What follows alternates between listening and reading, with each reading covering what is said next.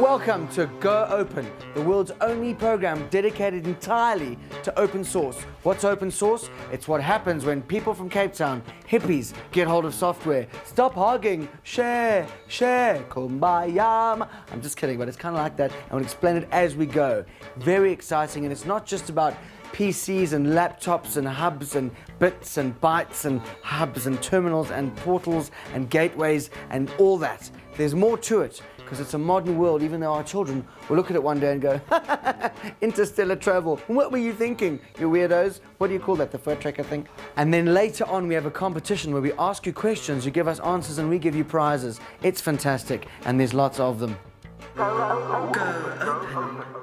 Open source software exists as a result of the combined efforts of millions of computer programmers, users, and software vendors from around the world. They share their intellectual property freely, and they believe that software should cost nothing and should enrich the lives of users. Open source software is the alternative and biggest challenger to closed source or proprietary software.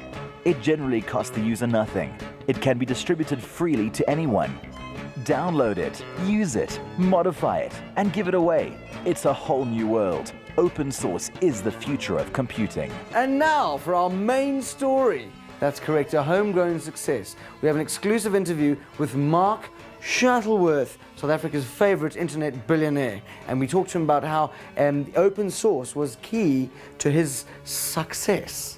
Cape Town is known as the Mother City, and it's here where South Africa's first internet billionaire Mark Shuttleworth made headlines when he sold his company Thought Consulting for a record 3.5 billion rand. Most people are familiar with that story, but did you know that open source played a large role in his success? The US had a bunch of laws which tried to regulate how cryptography could be used by American companies doing business internationally. And I thought that would present an opportunity to do an end run around that and provide cryptographic services and software to people globally, where Netscape and Microsoft and IBM couldn't compete because of really silly laws in America.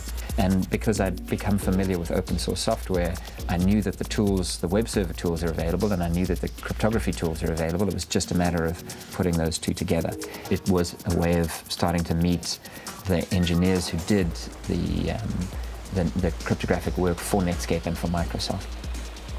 And that then provided an entry into the certificate business, which is another aspect of the same industry. What exactly is a digital certificate? A digital certificate is a way of making sure that you know who you're actually talking with when you encrypt communications. Basically what you do is you both agree to trust some third party, and that third party issues a passport to you and I, and then we can communicate using those passports. And the third party is not involved in the communication. So when we set up Thought, we weren't actually brokering all of the transactions that happen online. We were simply saying, this is Amazon.com. And then you could connect securely to Amazon.com and know that you could give them your credit card details and so on. So a large part of the business is the reputation that the issuing authority has. Many businesses in the States never even really thought to step up and try to get into that industry because they thought it would be dominated by the Ernst & Youngs and the IBMs, people with a strong established technology or trust relationships and reputations. But the reality was the business was so small and the potential risks so high, none of those guys wanted to do it.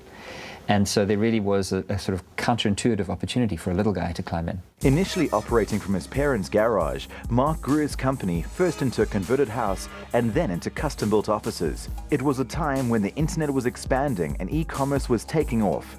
One of their main competitors, VeriSign, was a key player in the corporate end of the market. What started to happen was that first the internet was starting to take off outside of the US, and so there was more growth outside of the US. And also it was starting to become clear that small businesses were a bigger market than large businesses for these digital certificates. And so they figured it would be easier to acquire a player that already had a stake in those sectors than to try and change their business model accordingly. After lengthy negotiations, Mark accepted an offer totaling $575 million or 3.5 billion rands. A few months later, the internet bubble burst and stock markets swayed as tech companies started losing profits. But an interesting observation on the whole bubble bursting. If you look at the number of certificates sold, which is really directly correlated to the number of businesses running on the internet, that number has continued to grow. So even though Wall Street and the NASDAQ got flattened because people realized that the internet is, just like any other business environment. Having said that, it's still an incredibly vibrant and dynamic place to do business, and there are more and more businesses starting up, more and more devices connected, more and more people connected. So while the bubbles burst, the revolution has continued. So, with a fortune at his disposal, what was his next frontier? Space. Like many young boys, Mark had always dreamed of flying to space. When American millionaire Dennis Tito bought a seat in the Soyuz for $20 million, Mark decided to follow suit. But he didn't want to be a mere passenger. When he finally took off on the 25th of April 2002, he took along with him projects on stem cell research, HIV, and human physiology. This is where the stem cell and embryology experiment is currently housed. Space, the final frontier. Or is it cyberspace? Mark is pioneering new opportunities in the world of open source in South Africa and beyond. He recently launched Ubuntu Linux, a full operating system and software package on one CD that is available free of charge. I've made a commitment that the software will always remain absolutely free. So it's an interesting experiment. On the one hand, I'm putting resources back into the open source community, and I feel good about that. If Ubuntu doesn't become sustainable, at least I feel like I've helped accelerate and inject money back into a community that really empowered me to build thought. But if we can build services around that software that pay the salaries of the people who produce the software, then that will make me feel even better because I can go on to other projects, and that I know will then continue to grow and continue to thrive. A lot of people think that Shuttleworth's hot because he has a lot of bread. Well, he does. He has bread and dough on top of the bread, and then some more bread and dough on the dough. But next up, you're going to meet a machine called the Freedom Toaster, and it cooks.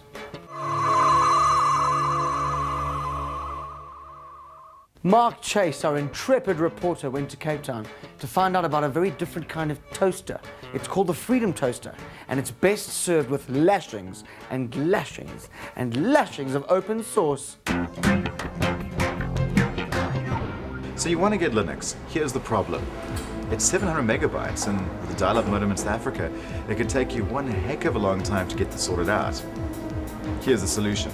The Freedom Toaster. What's the Freedom Toaster? Well, let's ask Jason from the Shuttleworth Foundation.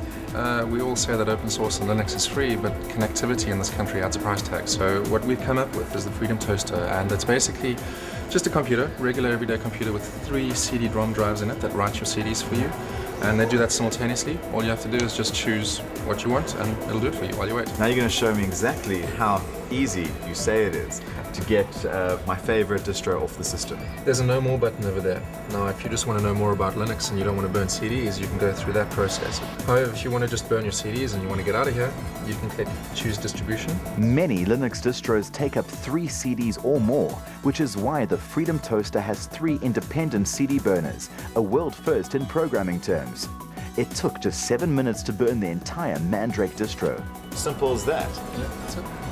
What are the plans for the future for the Freedom Toaster? Well, we're busy redesigning it, so that's happening currently. And then we're going to look at rolling this out nationally, and we're going to have a website that's going to tell everyone about where the toasters are and so on, and that's www.freedomtoaster.org. When you're surfing the internet, your web browser requests pages from the site that you're connected to. The Apache web server is a piece of software that serves up about 70% of those pages worldwide. Now, in order to understand this entire list of things, we sent Mark Chase, because he's quite good like that, to talk to one of the founders of the Apache Foundation, and his name is Dirk Willem van Gulik, and this is what he had to say. There were people, myself included, who basically were given a task by their bosses, by their institutions, to basically maintain a web server. In my case, basically my boss wanted me to make satellite pictures available, weather pictures available to scientists. And for quite a while that actually worked really rather well, except that at one point Rob McCool, who was one of the main developers at NCSA in America, left to form Netscape. And all of a sudden there was this web server piece of software which we all depended on for our jobs, suddenly was left out there orphaned. So what started to happen was that we sort of started to collaborate together to maintain that piece of software, to make it better, to basically make it meet stuff like our daily demands. That basically became the Apache web server at one point. How popular is the Apache server?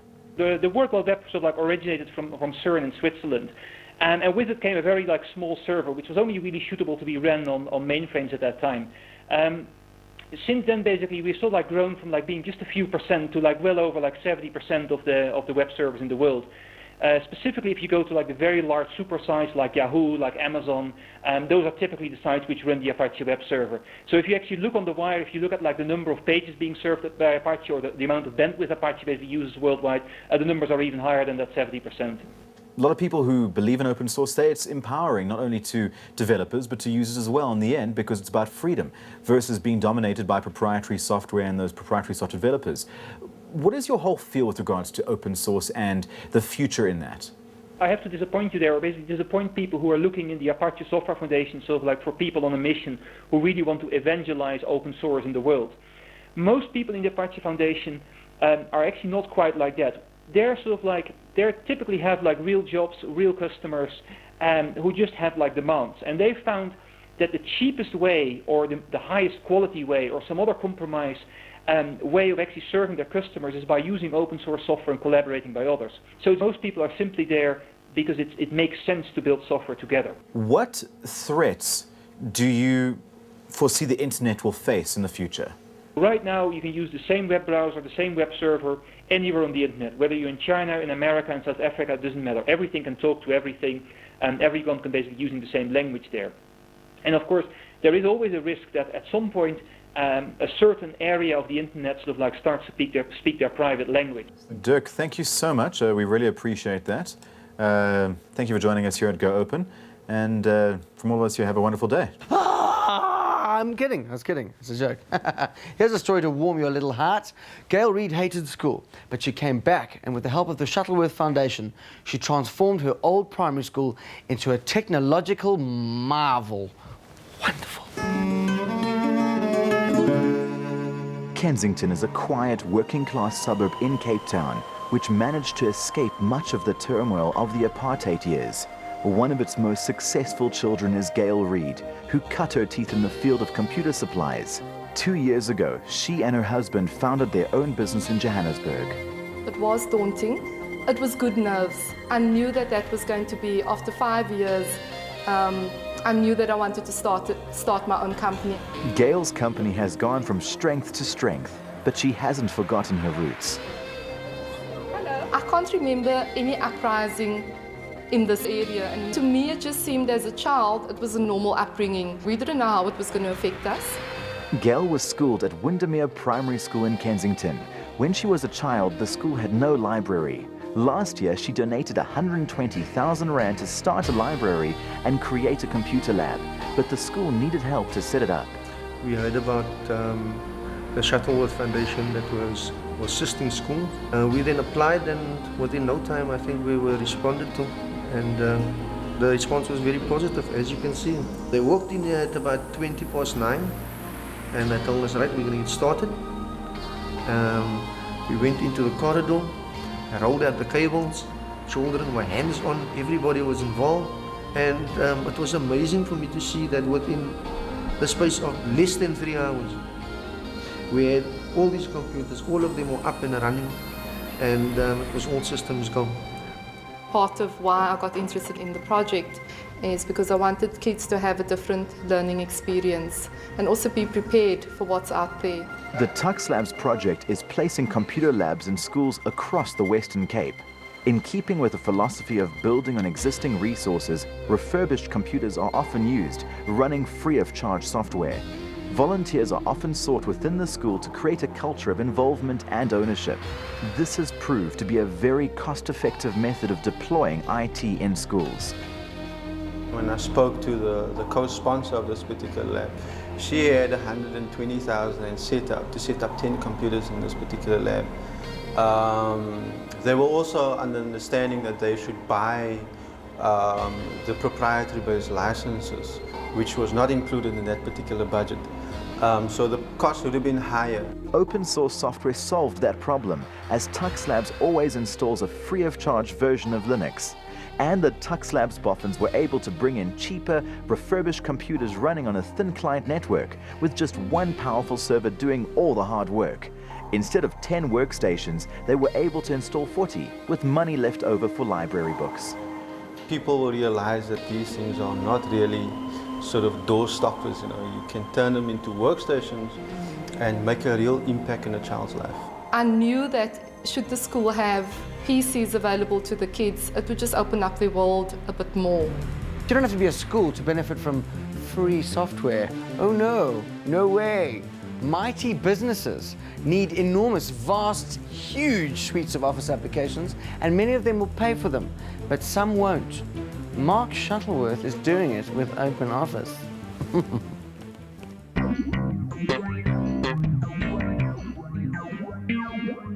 Today we'll be doing it with OpenOffice. OpenOffice is a business productivity suite, so it has several different pieces of functionality built into one piece of software.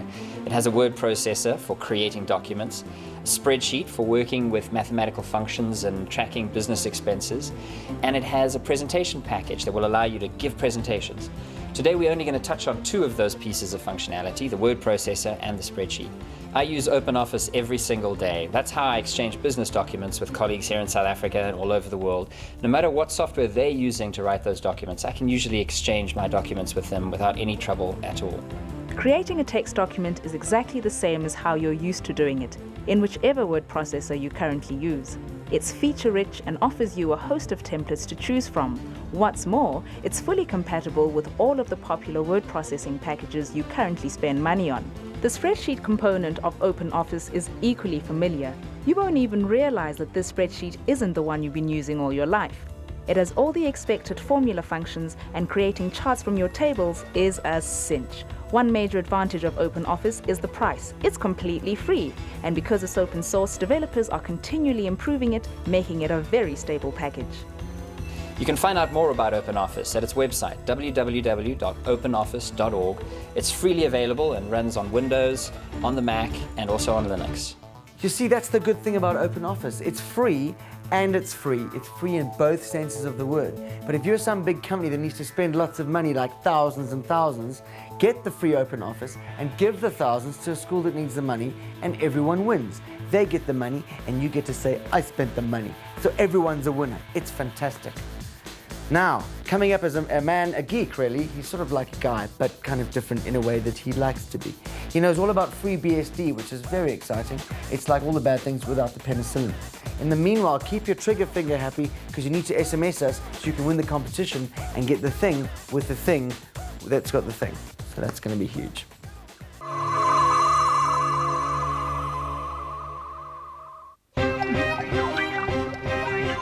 Neil Blakey Milner. Welcome, Neil. When you say that there's freedom, or that there is, let's say, the free software kind of movement, let's just define that for people who may think that just means that there's no money changing it. When you receive something, you should be free to use it for anything you feel like, for example. You should be free to give it to someone if you feel like it. You should be free to change it. And to be able to change it, you need to be free to have the source code for it. How do you make money from open source? There are a few companies who try and work entirely around services. So they provide something, they develop it all in-house, and they provide support around it.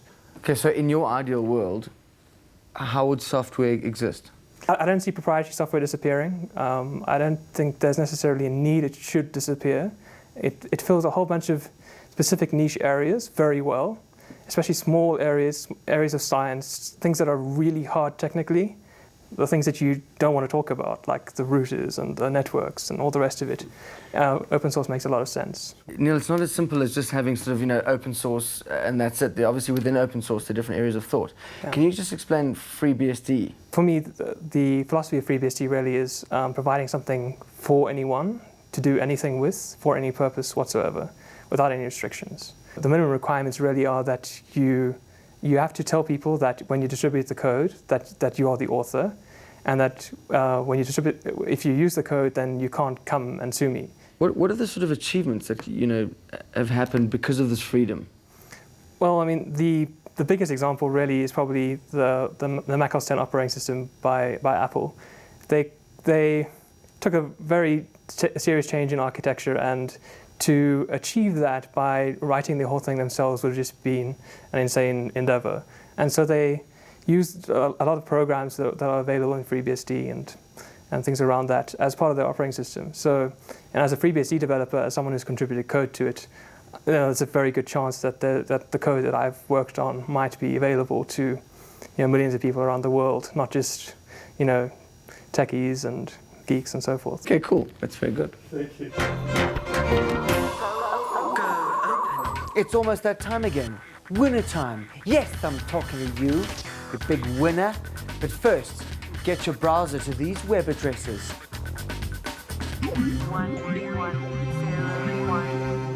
So, what's on the web today? Well, if you're looking for a bit of local flavor, Alistair Otter's Tectonic website is Africa's source for open source news. And it's exactly what the name implies. Up-to-the-minute news and information on what's hot in the world of open source right in your own backyard. So head to www.tectonic.co.za. And if the news is too good and you want to channel your excitement, there's only one site to surf to. happypenguin.org is the place to download free games for Linux. You can search the archives in a variety of ways, or you can take potluck with the games displayed on the front page. With user rankings, you'll never download another dud. One of the most addictive games in the world is Pingus, a free version of Lemmings. All you need to do is type Pingus into the Happy Penguin search box and download the game for free. Now this is an action-packed puzzle game that'll pit your wits against nature. Everything that's hot and happening on Africa's open source scene is at www.tectonic.co.za, and you can download all the games you'll ever need at happypenguin.org, especially Pingus, a free game that's easy for you to download. It's time for the competition. Fantastic prizes this week. Jeans from Soviet, it gives a 17-inch flat screen monitor from LG, some DVD drives, and also a package from HP that's got a fantastic camera and an even better printer, and altogether it's called the Photo Smart Suite. It's fantastic. All you have to do is answer the simple question: Mark Shuttleworth went to space in the Apollo, the shuttle, or the Soyuz? That's the Russian one. Okay. SMS your answer to the number on the screen. I believe that's 34357. And remember, it's £2 an SMS. And the winners of last week's competition are... Willem van der Walt wins a 17-inch LG monitor. Elise van Zyl and Balan Moodley win LG DVD drives. William Ledwaba and Francois Hugo receive 1,000 Rand Soviet vouchers each. And Marina Greef wins an HP digital camera and printer. Congratulations! Okay, next week join us as we walk along some controversial territory. We find out about intellectual property, who actually owns the things that come trickling out of your head. But not only that, we also talk to the man who took on the Disney Corporation, and we meet a music CD that not only are you allowed to copy, but that you're supposed to copy. I don't know. It's so crazy it just might work. Only on Go Open. See you next week.